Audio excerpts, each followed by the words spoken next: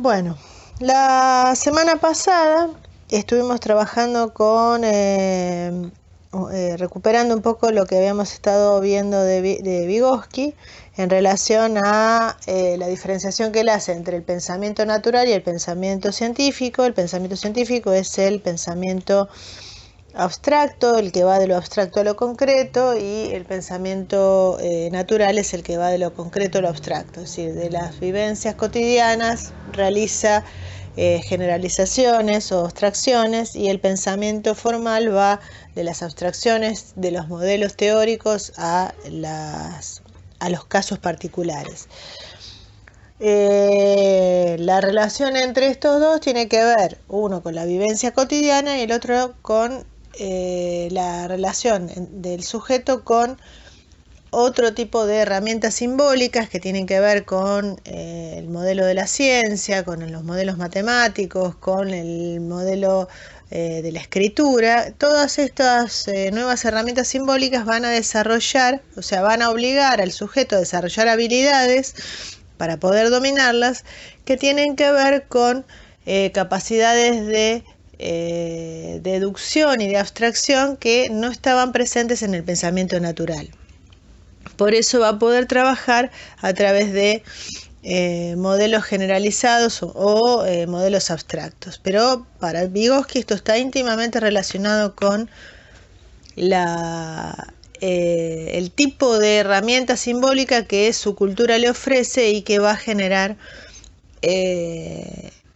estos procesos psicológicos que son de un nivel de abstracción mayor a los que se desarrollan con el pensamiento natural. En el caso de Piaget, como se acordarán, el pensamiento formal es un pensamiento que se va a desarrollar debido a una sucesión de desequilibrios, tratando de buscar el pensamiento más estable posible. Este pensamiento más estable posible es aquel que tiene menos posibilidades de incoherencias, que está más coordinado entre sí, que es decir, que requiere de la solución de muchas incoherencias, de muchas contradicciones, superposiciones, sobredeterminaciones, es decir, ir solucionando la correlación entre distintas ideas que refieren a los mismos universos o a los mismos objetos, y entonces, debido a toda esta coherencia y correlación que el sujeto va estableciendo, va a generar un pensamiento menos propenso a sufrir desequilibrios. Esta capacidad es la capacidad deductiva, es decir, es la capacidad que permite trabajar con hipótesis. Dentro de las características principales que menciona Piaget es la de incluir el conjunto de las transformaciones posibles. El pensamiento lógico concreto también puede hacer pensar lógicamente las transformaciones. De hecho, la conservación del espacio, la conservación de las cantidades, del peso, la conservación de los líquidos, es decir, esta idea de que la materia no se transforma cuando se pasa de una forma a otra, cuando uno aplasta una bola de plastilina, cuando uno trasvasa un líquido de un vaso a otro, si bien la perspectiva o la percepción indica que se ha transformado porque uno ve el nivel más alto o más bajo, en realidad la materia en sí no se ha transformado porque no se le ha incrementado la cantidad de ninguna forma. Así esto en realidad es una deducción que va en contra de la percepción. La percepción dice una cosa, pero uno lógicamente sabe que eso no es así. Eso es propio del pensamiento lógico concreto, es decir, que el sujeto es capaz de deducir o anticipar un montón de transformaciones, pero estas transformaciones tienen que ver con la experiencia vivida. Él ha realizado muchas experiencias de la transformación de distintos materiales y de ahí puede llegar a establecer una regla que le indica que las cosas no se transforman en cuanto a cantidad, sino que se transforman en cuanto a forma. Entonces, este conjunto de transformaciones no abarca lo posible, abarca lo vivido, abarca lo experimentado. En el pensamiento formal se va a poder establecer una serie de propiedades o principios o modelos teóricos, y en función de lo que ese modelo teórico dictamina de manera lógica, nosotros podemos hacer deducciones tomando los parámetros de ese modelo lógico, y en función de eso contactarlo con la realidad. Es decir, estaríamos empezando por el modelo teórico para después constatarlo con la realidad. Pero de ese modelo teórico nosotros podemos hacer deducciones sobre todo el universo de lo posible dentro de ese modelo teórico. Por eso es que el nivel de abstracción es mucho mayor que el modelo del pensamiento lógico concreto. Esto hace que esté orientado al porvenir, porque uno puede anticipar, de acuerdo a lo que las coordenadas, digamos, de esa teoría indican, qué es lo que puede suceder. También esto le permite planificar su futuro, imaginar una profesión, es decir, le abre la posibilidad de pensar un universo que es el universo de lo posible.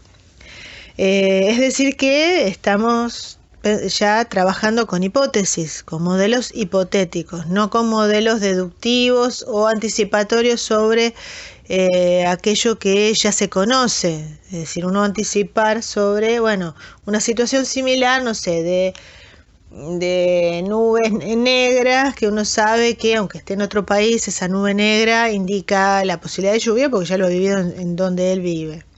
Sería una transferencia de un conocimiento ya vivido a una situación nueva.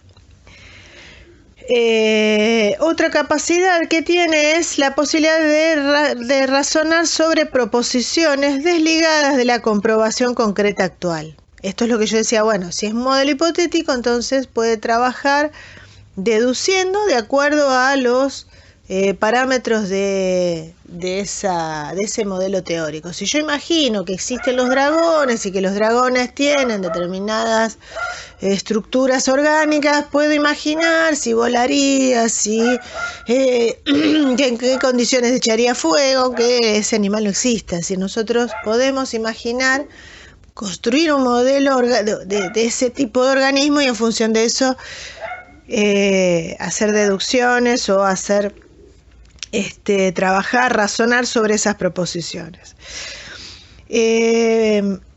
Estas dos capacidades en conjunto, es decir, la de poder hacer razonar sobre proposiciones desligadas de la comprobación concreta actual y incluir el conjunto de las transformaciones posibles, va a permitir encontrar el método exhaustivo de resolución de una situación. El ejemplo más fácil para pensar esto es la lógica combinatoria. Un chico no, porque a veces hay adultos, la mayoría de los adultos llegan al pensamiento lógico concreto, puede resolver problemas de combinatoria, pero el problema de combinatoria lo va a hacer de manera práctica. Es decir, si yo tengo que combinar 20 trajes, 20 pantalones de un color, de distintos colores, y 20 camisas de distintos colores, a ver cuántas voy a poder construir, cuántos trajes diferentes voy a poder realizar. Bueno, uno puede inmediatamente encontrar no solo la solución a ese modelo, sino de ahí deducir que, bueno, si yo multiplico uno por otro, me va a dar la cantidad de trajes diferentes que yo puedo combinar. Entonces no solo voy a hacer, en este caso, 20 por 20 o 20 al cuadrado, sino que lo que voy a poder hacer es imaginar que yo voy a poder multiplicar X por X cantidad y que eso ya es el modelo o N o la letra que ustedes usen convencionalmente, ¿no es cierto? Uno puede saber que ese número lo puede reemplazar por cualquier cantidad de cualquier universo del que tengamos que resolver y nos va a dar todas las combinaciones posibles de trajes. Si a eso le tengo que restar, supongamos que no quiero que se repitan, supongamos que tengo camisa roja, traje y pantalón rojo, ahí podré restarle todos los repetidos y también construir un modelo exhaustivo que sea, supongamos, ¿no?, n por n menos los repetidos.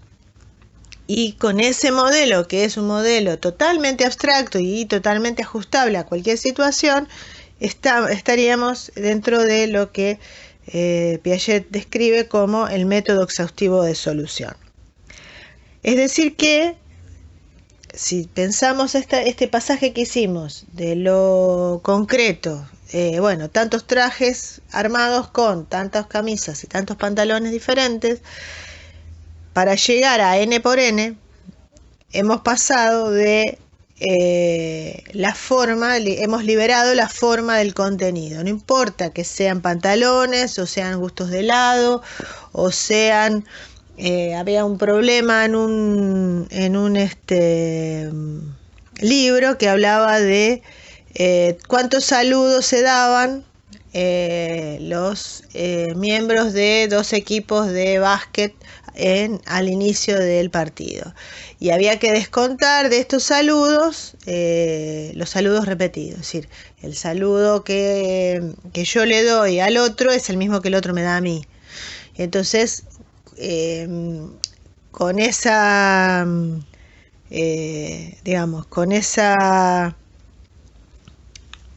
con ese ejemplo podríamos pensar situaciones en las cuales yo podría resolver ese problema a través de la creación de un modelo. Entonces, ¿qué es lo que se requiere para poder llegar a esta capacidad? Bueno, primero las reversibilidades que ya había nombrado antes, es decir, la inversión o negación. La inversión o negación sería, si yo trasvasé un líquido de un vaso finito a uno gordo, puedo hacer la acción inversa y entonces todo volvería a estar como antes. Entonces uno lo hace esto mentalmente. Los chicos, los preoperatorios, tienen que hacer el trasvasamiento. Los operatorios concretos al principio también hacen el trasvasamiento hasta que descubren la regla lógica que resuelve el problema. Si no le agrego ni le quito nada, hay lo mismo. Entonces esto indica que si yo vuelvo atrás, puedo deshacer lo que hice. La siguiente es la reciprocidad o simetría, ¿no? Esta reciprocidad o simetría se aplica también a distintos grupos, ¿no? A la lógica de clases, a los grupos aditivos y multiplicativos. Otra noción es la compensación. La compensación sería la que explicaría por qué visualmente yo puedo ver que el nivel está más alto cuando en realidad no lo está, o cuando la transformación de la plastilina, ¿no es cierto? Bueno, después otras nociones. En realidad estas nociones, salvo la reciprocidad o simetría, son nociones que ya se logran entre los 5 y los 11 años.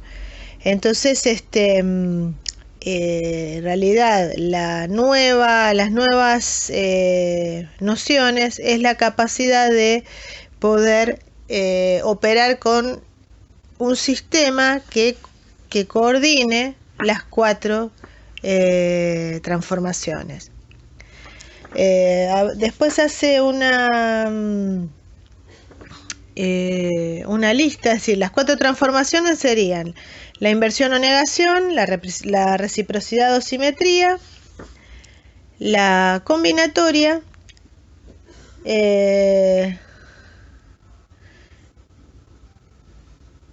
y la posibilidad de hacer... esas son las nociones. Las distintas reversibilidades. Las 4 transformaciones son la idéntica, la inversa, la recíproca y la correlativa. Estas 4 transformaciones son las que permiten justamente deducir o pensar la relación entre todas las variables que intervienen en una situación y de ahí poder extraer el modelo exhaustivo para resolver las situaciones. Entonces,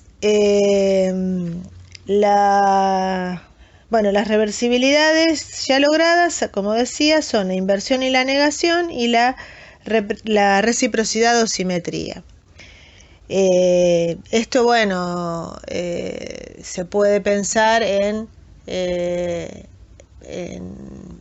dos elementos que estamos comparando, ¿no es cierto? Dos bolas de plastilina, dos vasos de agua, el peso de dos cantidades de materia semejantes. Pero lo que pasa es que ahora la nueva capacidad es que se pueden aplicar estas reversibilidades a grupos multiplicativos y a grupos aditivos, es decir, estamos operando sobre operaciones, ¿no? El operatorio concreto opera sobre relaciones lógicas, el operatorio formal opera sobre operaciones. Entonces, no sé si se llega a percibir la capacidad deductiva que logra el pensamiento formal. Digamos, esta posibilidad de operar sobre operaciones permite elaborar un sistema que combine, que trabaje con las 4 reversibilidades simultáneamente, o depende de cómo se presente la situación, ¿no? Vuelvo a repetir que las 4 transformaciones son la idéntica, la inversa, la recíproca y la correlativa. Entonces, hay varios, hace una referencia a ciertos cambios afectivos que aparecen porque, la capacidad de deducir se ve tan potenciada debido a estos desarrollos que hacen que el sujeto tenga como una especie de como que ha descubierto un superpoder, ¿no? El superpoder del pensamiento que lo hace contestatario, que lo hace poder anticipar o analizar más profundamente la lógica de determinado argumento, ¿no? Todo esto en términos hipotéticos, digo, porque cuando veamos la investigación de Luria vamos a ver si esto es tan universal como Piaget lo imagina o tiene algún tipo de limitación. Entonces, como decía recién, el pensamiento formal lo que hace es reunir en un solo sistema las inversiones, las reciprocidades, las operaciones sobre operaciones y coordinar o manipular simultáneamente las 4 transformaciones. Entonces, ¿qué nociones va a poder comprender? Las nociones de proporción espacial, por ejemplo, la relación entre velocidad y distancia, las relaciones de probabilidad, ¿no? Esto es complicado también, la cuestión de la probabilidad, porque la probabilidad tiene alrededor, es decir, Piaget la piensa en términos lógicos, pero la probabilidad en realidad tiene un montón de cuestiones culturales o del saber popular, ¿no? Que a veces generan como obstáculo epistemológico. Es una cuestión que Piaget no llega a estudiar, que ha sido estudiado por todas las corrientes que hablan del cambio conceptual, han tomado nota de que en realidad hay muchos saberes que nosotros incorporamos por la experiencia o de carácter cultural, o sea, que se van pasando, ¿no? De boca en boca. Por ejemplo, si un número salió en la quiniela, no vuelve a salir. ¿Quién dice que no vuelve a salir? Pero es la creencia. Los números con doble cero no salen, los números enteros no salen. Entonces estas creencias, ¿no? Si uno sueña determinado número, tiene más probabilidad de salir. En realidad, ustedes que son matemáticos sabrán perfectamente que un número tiene tantas posibilidades de salir de acuerdo al universo, ¿no? Si son 1000, bueno, será uno en 1000. Pero para el stimbero hay ciertos rituales o cuestiones que se van trasladando de boca en boca y la verdad que la gente cree en esto. Bueno, esto no lo dice Piaget, esto es algo que, digo, Piaget supone que nosotros podemos entender las relaciones de probabilidad. Bueno, ustedes ya cuando hablen de probabilidad verán y constatarán en los sujetos, es así, más. Por ahí pueden pensar una relación de probabilidad no muy compleja para hacer el trabajo del Ateneo. Sería una buena posibilidad porque esto les abre a la idea de pensar, bueno, cuando se equivoquen, ¿a qué se debe? Se debe a no comprender o a otras cuestiones. También hay muchas nociones que son de carácter matemático y otras que tienen que ver con el universo de la física, ¿no? Por ejemplo, la comprensión del equilibrio hidrostático, las nociones de elasticidad. Yo estoy mirando algunas para tratar de no olvidarme. El péndulo, ¿no? La operatoria del péndulo también le permite comprender. A nivel matemático, al poder operar sobre operaciones, bueno, más que nada los distintos tipos de relaciones proporcionales, es decir, poder ir más allá de las cuestiones mecánicas o realmente comprender las relaciones lógicas. Bueno, todo lo que es lógica de clases, lógica de combinatoria, ¿no? Las nociones probabilísticas.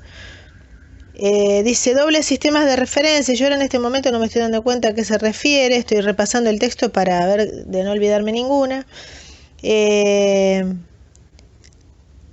Habla de, bueno, los dobles sistemas de referencia.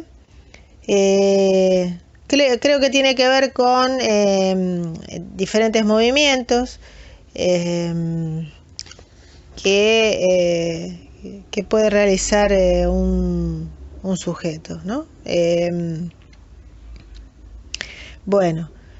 Sí, tiene que ver con el movimiento de dos objetos, ¿no? Que van a distintas velocidades. Bueno, esto se trabaja más que nada en física, no tanto en matemática, pero bueno, uno lo podía plantear en términos por ejemplo, de una fórmula. ¿Cómo podríamos pensar una fórmula que represente esto, ¿no?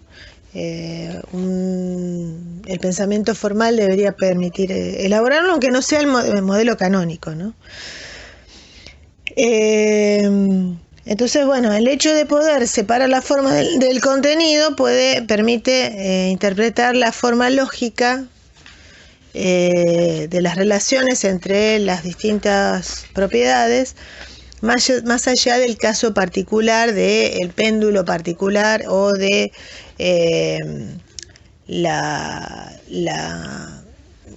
experiencia de elasticidad que se hayan hecho. Es decir, el pensamiento formal le permite al sujeto entender cuáles son las relaciones lógicas y bueno, en teoría debería poder entender cómo representa estas relaciones lógicas la fórmula que la ciencia o la física o la matemática ha elaborado para resolverla, ¿no? Es decir, después está el vocabulario específico que está dentro de lo que Piaget llamaba el pensamiento el aprendizaje, en sentido estricto. Si el aprendizaje en sentido estricto es el que es de carácter memorístico, es el que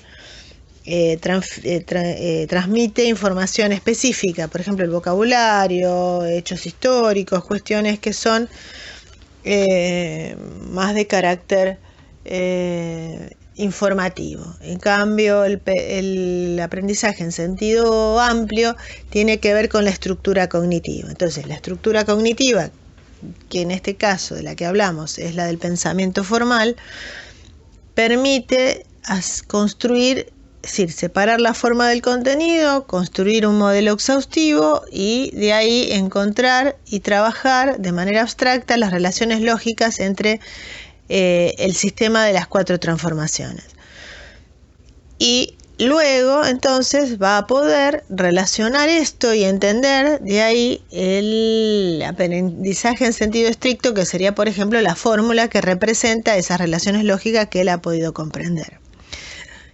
La estructura cognitiva es la que permite entender las relaciones lógicas, y el pensamiento, el aprendizaje en sentido estricto, es la que le da el formato específico de la ciencia particular que lo estudia, el vocabulario particular de la ciencia que lo estudia, que es lo que nosotros llamamos alfabetización científica.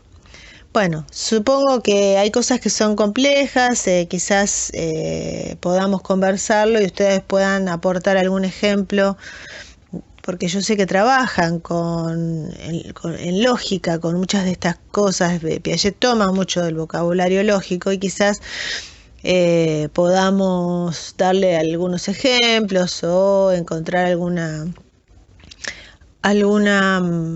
otra situación que pueda ampliar un poco los conceptos que Piaget habla acerca del pensamiento formal.